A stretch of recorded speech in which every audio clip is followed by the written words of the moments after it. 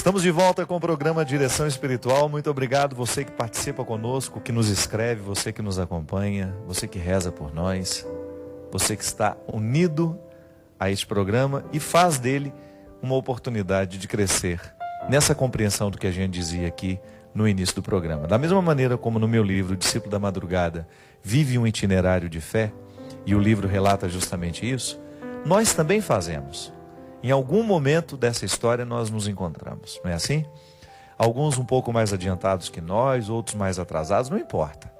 O importante é que todos nós estamos vivendo um itinerário de conversão, de transformação. Sempre digo que ninguém é totalmente cristão, porque nós ainda temos os resquícios do passado em nós que nos impedem, que nos amarram nas leis, nas obrigações.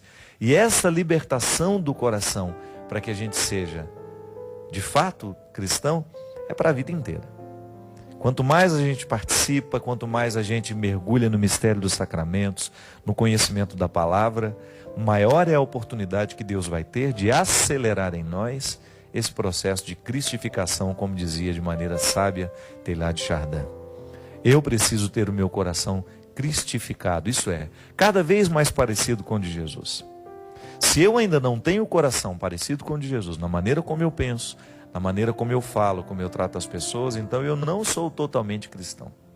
Eu sou um cristão no sentido de ser um batizado que busca, mas ainda não alcancei essa meta, que pode ser que eu vá alcançar somente na vida eterna. Mas a minha vida aqui, a sua vida, é um constante processo de superação daquilo que não é cristão em nós.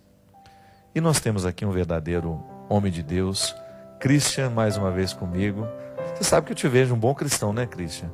Às vezes a gente precisa dar testemunho da vida do irmão, né, que nos toca tanto.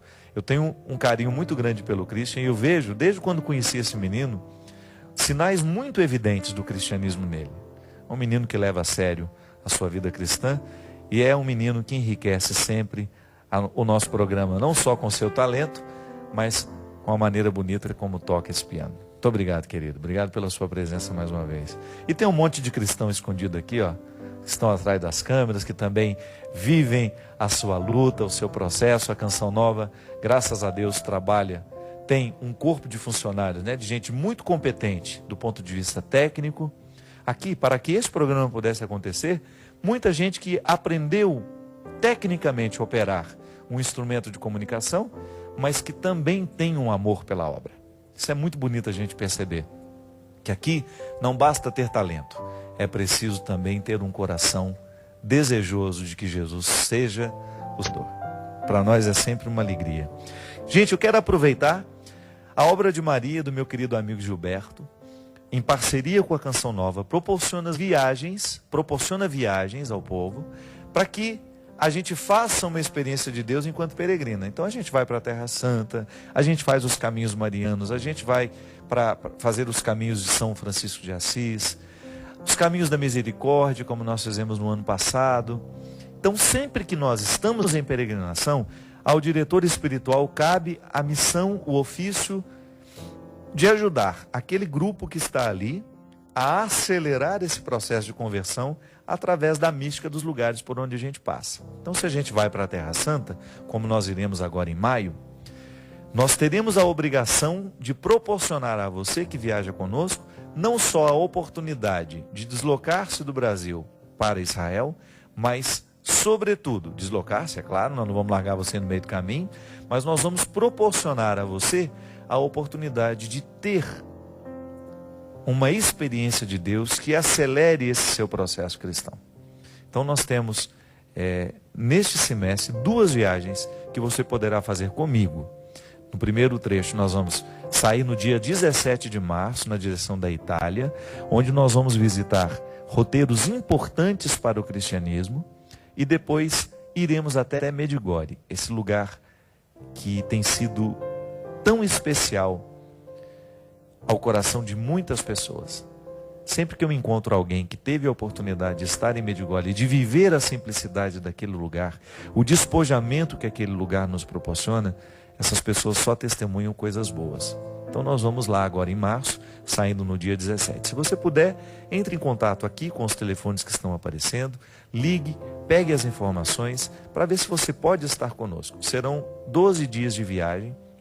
Eu tenho certeza que serão abençoados, porque nós faremos uma bonita experiência, não só de viajarmos juntos, mas também de conviver o tempo todo, de estarmos numa partilha muito saudável, de você fazer novas amizades e, sem dúvida, ter ali o processo de Deus ainda mais acelerado dentro do seu coração.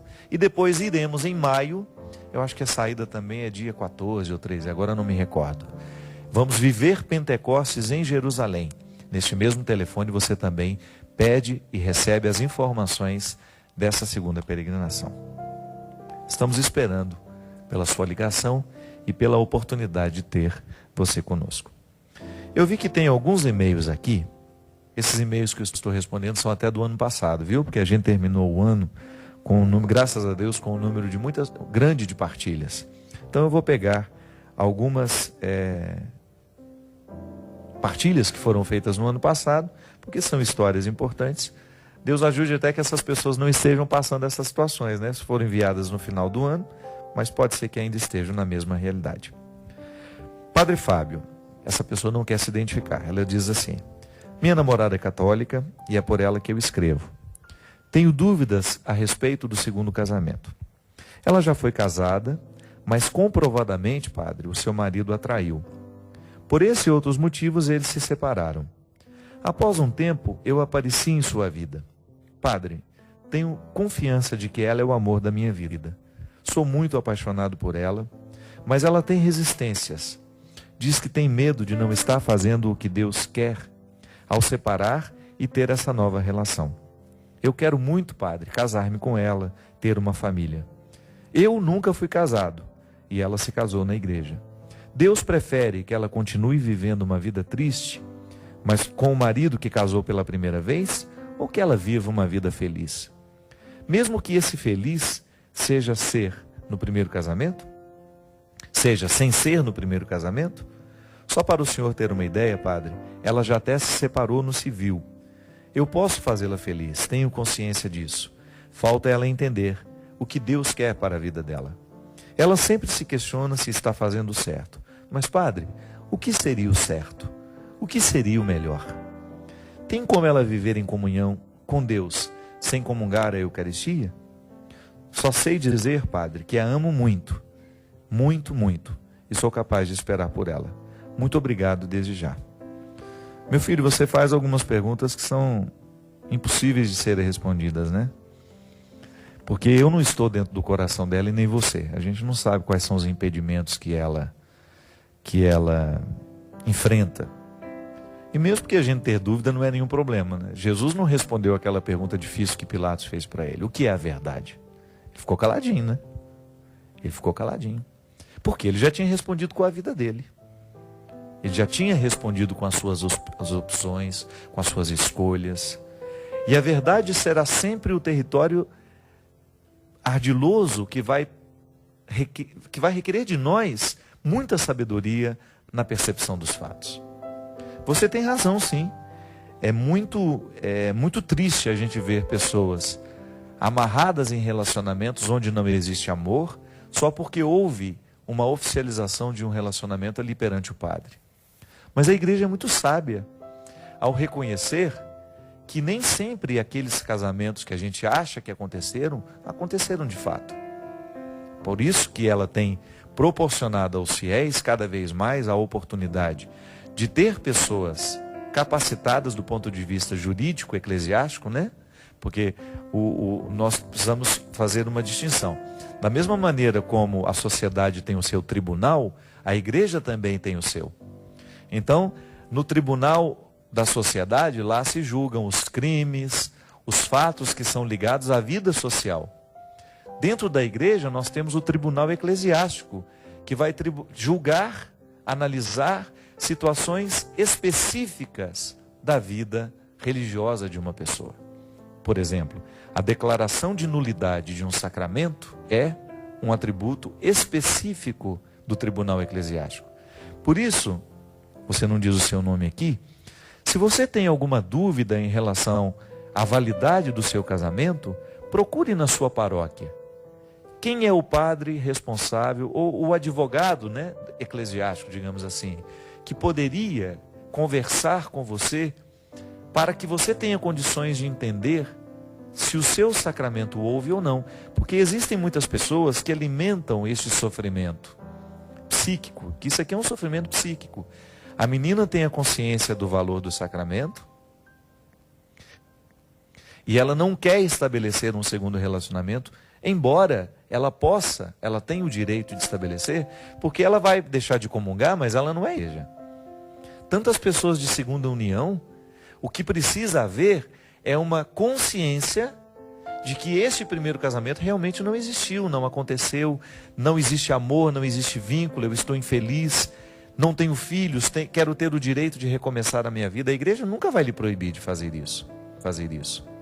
Para isso ela vai lhe dar todos os conselhos necessários, né, para que você possa aliviar um pouco desse sofrimento psíquico, que eu volto a dizer, é um sofrimento que realmente perturba uma pessoa que quer e deseja ser fiel à igreja.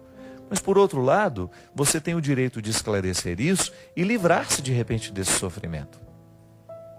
Porque que onde não existe felicidade, ali não existe amor.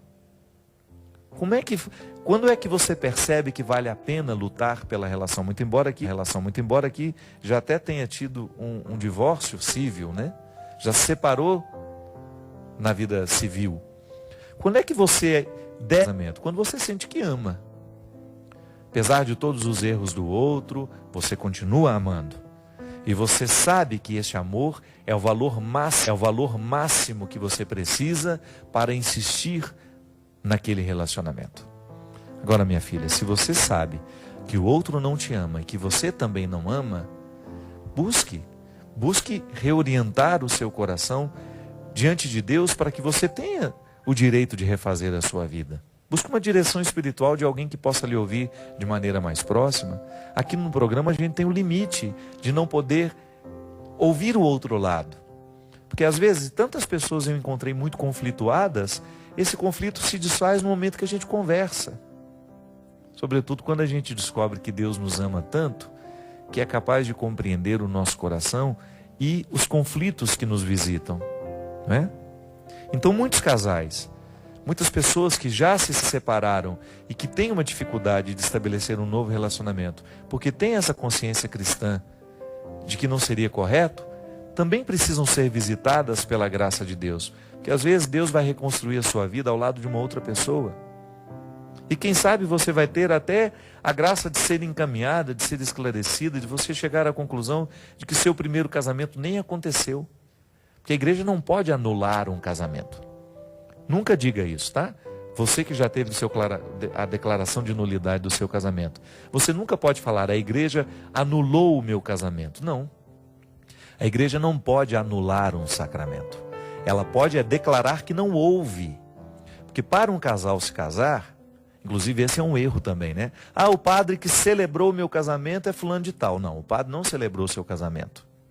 Quem celebrou o seu casamento foi você e seu marido. Os cônjuges são os celebrantes. O padre é o presidente da celebração. Se você falar que eu celebrei seu casamento, você está falando que casou comigo. E eu não me casei com você. Você se casou com seu marido. Então, quem celebrou foi você e ele.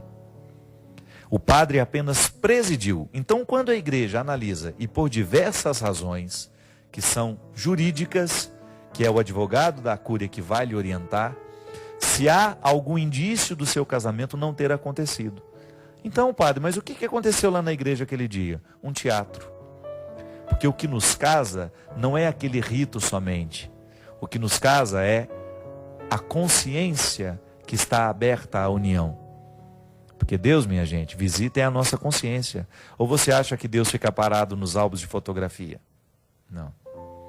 Deus não para nos estereótipos. Então o padre pode estar lá muito bem intencionado, presidindo uma celebração de um casal que não está se casando.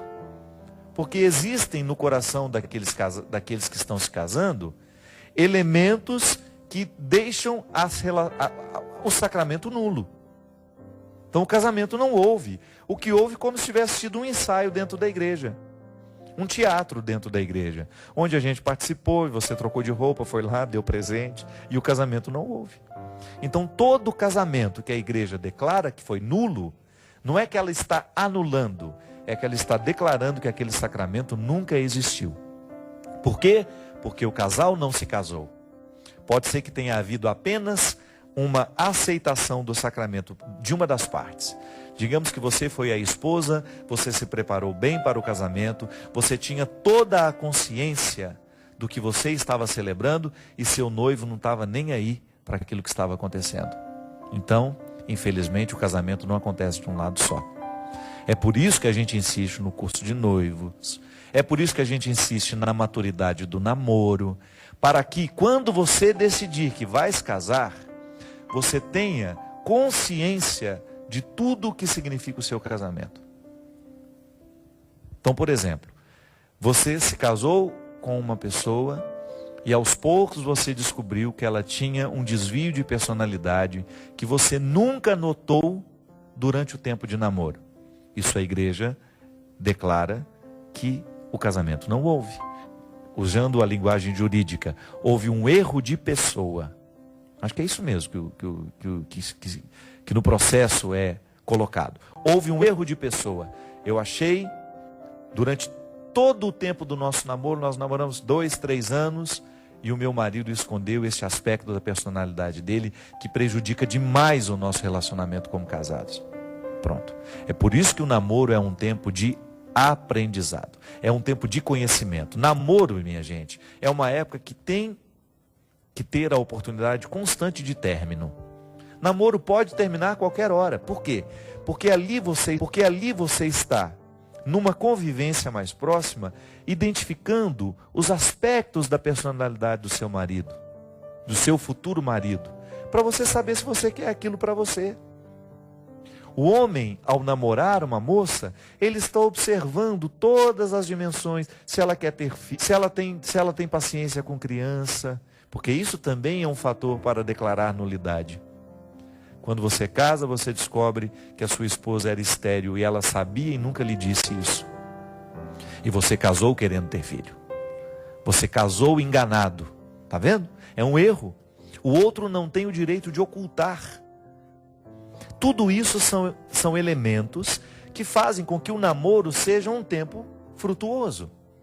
Então, ao namorar, você vai percebendo se aquela pessoa com quem você está se relacionando pode ser a sua esposa, pode ser o seu esposo.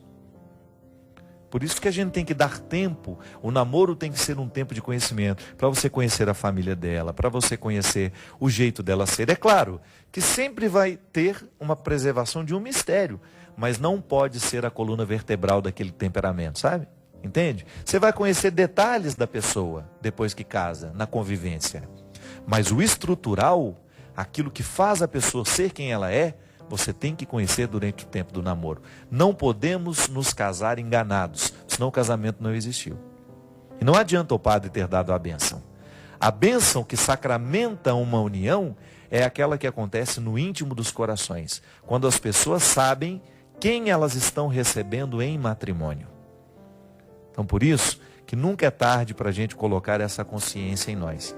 E você que tem filhos, já vai orientando o seu filho, a sua filha assim: se quer fazer um casamento cristão, que faça do jeito certo. Se quer fazer um casamento católico, que faça da maneira correta. É por isso que em muitas dioceses, os bispos não aceitam, e com razão, casamentos fora da igreja, casamento no sítio, casamento ali. Por quê? Porque casamento não é teatro. É uma manifestação pública do amor que a gente tem um pelo outro e da comunidade que nos recebe. Você já vê a seriedade do casamento no momento em que eles organizam tudo isso. Na própria consciência que a noiva, que o noivo tem. Claro, existem lugares que o bispo permite, não tem nenhum problema.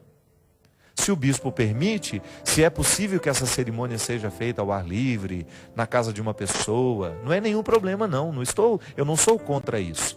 Eu sou contra é aquela situação em que a pessoa não tem a mínima compreensão do significado do matrimônio e ela está só preocupada na festa que ela vai fazer, nos convidados que ela vai receber, no vestido que ela vai vestir, nas flores que enfeitarão. Não.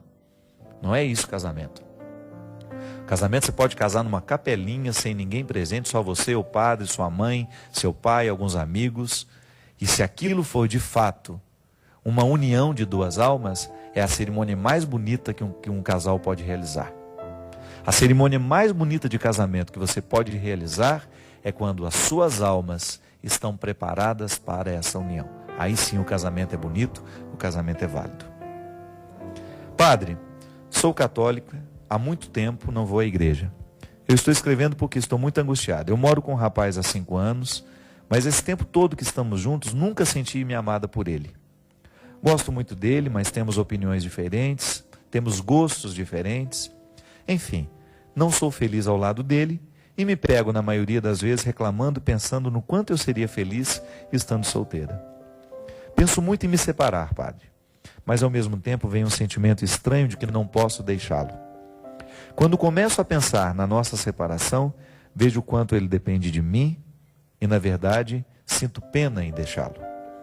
Fico com aquele sentimento de que ele não vai saber viver sozinho, mesmo porque nossos parentes moram no norte de Minas e nós moramos no interior de São Paulo. Enfim, quero me separar, mas ao mesmo tempo não quero magoá-lo. Eu não estou feliz, padre. Me ajuda, não sei o que fazer. Minha filha, você não é casada com ele, você só mora com ele. Se você identifica que você está ao lado dele somente por pena, por dó, isso é muito pouco, né? Eu acho que ele merece uma pessoa que o ame de verdade. Infelizmente é assim também, né? As pessoas não chegam nem a fazer um namoro, já estão morando juntas. Apressam tudo. Gente, hoje relacionamento tem ficado cada vez mais difícil porque as pessoas não são pacientes para viverem o processo. Então 2 meses de namoro já estão dormindo na casa do outro, já estão praticamente tendo uma vida de marido e mulher. Não dá tempo nem de sentir o mal-estar, né? Que nos dá o direito de separar. Volto a dizer, o namoro é o tempo onde você experimenta o bem-estar e o mal-estar de estar ao lado daquela pessoa. Você se casa quando você percebe que o bem-estar é superior ao pequeno mal-estar que às vezes você tem. Mas tem gente que não. Já junta, e em 2 meses, 3 meses, já tá tendo uma vida de marido e mulher, e depois vivem esses conflitos aqui. Pensa 2 vezes antes de entrar na mesma casa que uma pessoa. Para você depois não ter esse desconforto maior. Porque quando nós não somos responsáveis com os vínculos que a gente estabelece, quando a gente se ajunta de qualquer maneira, a gente também corre o risco de depois terminar de qualquer maneira. O que pode ser muito desastroso para o outro. A gente precisa zelar muito pelo nosso coração. Interessante como nós temos ficado tão negligentes, né, com os nossos sentimentos, com aquilo que se passa na nossa vida íntima. Não pode não. A gente tem que zelar um pouco mais por nós. A gente falava aqui no início do programa que a gente tem o direito de se aproximar de Deus com todas as nossas mazelas, né? Com todas as nossas misérias. Deus sempre vai nos dar essa experiência do recomeço. Mas vamos tomar cuidado antes de cometer tantos erros. Vamos ficar um pouco mais cuidadosos com a gente. Fique um pouco mais cuidadoso com seus sentimentos, com os vínculos que você estabelece, com as escolhas que você faz. Você continua tendo, depois que deu errado, alguma coisa deu errado na sua vida, você continua tendo o direito de se aproximar-se deste altar, de encontrar esse sumo sacerdote que tudo perdoa, que tudo retransforma. Deus não tem problema com o pecado. Deus sempre perdoa o nosso pecado toda vez que a gente se arrepende dele. O problema é que às vezes a gente não se perdoa. O problema é que às vezes as consequências dos nossos erros vão marcar a nossa vida durante 5, 6, 7, 8, 10 anos. Às vezes marca uma vida inteira. Imagina, digamos que a gente vai ter 80 anos de vida, uma perspectiva boa, né? Digamos que a gente passe aí 10, 15 anos amargurando escolhas erradas, porque nos faltou um pouco de cuidado. Essa vida é muito curta, minha gente. Zele pelos seus sentimentos. Olhe cidade. Volto a dizer, Deus não tem problema com o pecado. Deus não tem o problema com os erros que a gente comete. Mas os erros deixam... Por isso, antes de errar, antes de dar um passo em falso, analise se vai valer a pena. Antes de entrar para dentro de casa para morar juntos, analise se vai valer a pena. Não seria mais interessante você viver um namoro conforme manda as regras? A tradição nos ensina tantas coisas boas. Erra menos aquele que obedece essa tradição. Dar os passos do jeito mais convencional, sabe? Faz bem. Faz bem a gente ser um pouco retrógrado. Ter uma mente que nos posicione assim com um pouco mais de cautela. Porque depois que os erros acontecem, depois que o pecado chega à nossa vida, que é justamente isso, esse incômodo, essa sensação de ter vivido a vida do jeito errado, de ter machucado quem a gente ama, naturalmente machucado a Deus, depois que isso acontece, a gente tem que cuidar das consequências. Que Deus nos ajude a clarear cada vez mais o nosso coração, para que a gente erre menos, para que quando a gente tiver que lidar com os nossos erros, que seja sabedoria, desça com sabedoria, desça sobre mim e sobre você a bênção e a proteção do céu, Ele que é Pai, Filho e Espírito Santo. Amém. Até a semana que vem, se Deus quiser. O amor de Deus em mim está também em você. Está vivo em nós, tem um nome é Jesus. A verdade, o caminho e a luz.